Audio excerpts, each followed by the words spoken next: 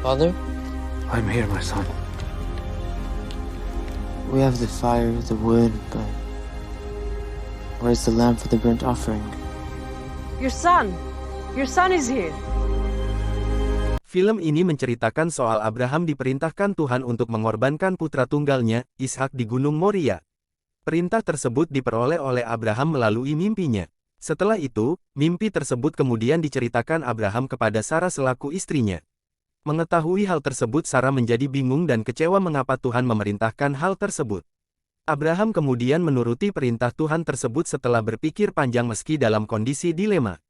Sebab dirinya ingin melaksanakan perintah namun juga takut akan kehilangan anak satu-satunya yang diidamkannya dan dijanjikan oleh Tuhan tersebut. Dalam perjalanan menuju lokasi persembahan, Abraham dan Sarah yang didampingi oleh kedua asistennya teringat akan harapannya mendapatkan seorang anak laki-laki sebagai penerusnya. Namun setelah penantian bertahun-tahun lamanya, anak tersebut justru harus dikorbankan di atas meja persembahan. Ishak sebagai anak taat tidak banyak bertanya perihal tersebut dan ikhlas serta patuh terhadap perintah Tuhan.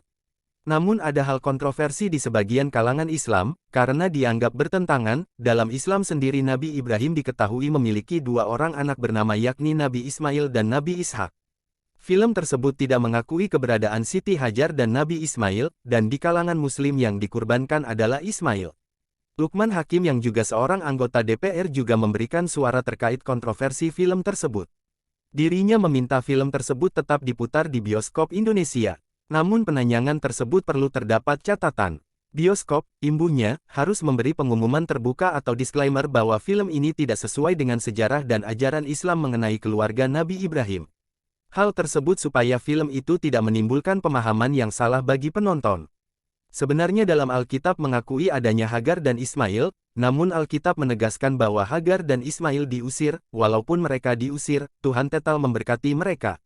Tapi yang menjadi pusat kisah Abraham di dalam Alkitab bukan terletak pada Hagar dan Ismail, melainkan Sarah dan Ishak, karena dari Sarah dan Ishaklah Tuhan menggenapi janjinya. Sekarang bagaimana tanggapan saudara? Esther, izin speech ya.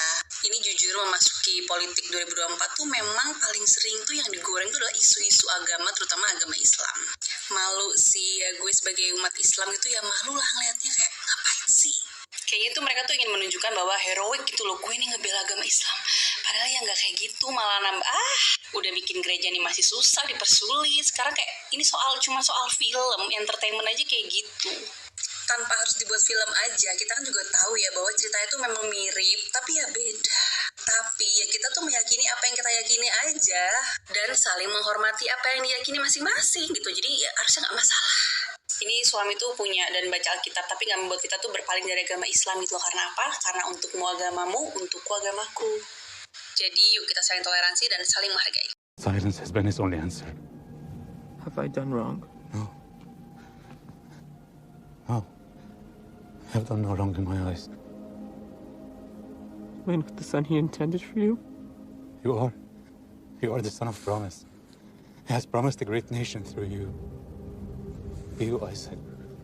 Kala dawuh sapa Ismail ya abadi, pokoke anut kaul sing darani iku Ismail. Jane ada juga kaul sing darani iku Ishak. Tapi kita melok partai mayoritas mawon rata-rata bilang sing disembelih sinten?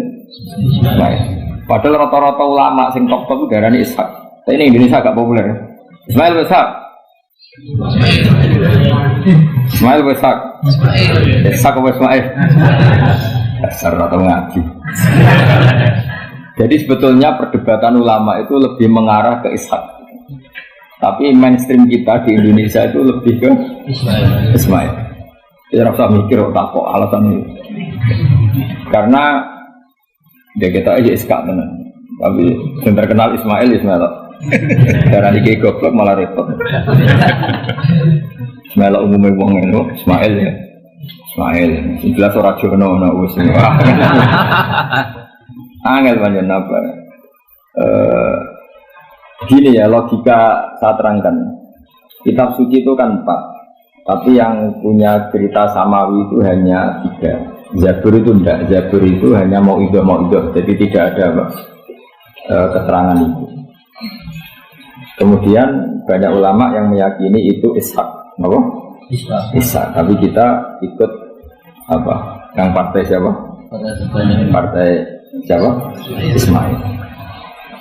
Nah, kenapa kita ikut Ismail? Ya sudah, karena Ismail. Ya sudah, karena Ismail.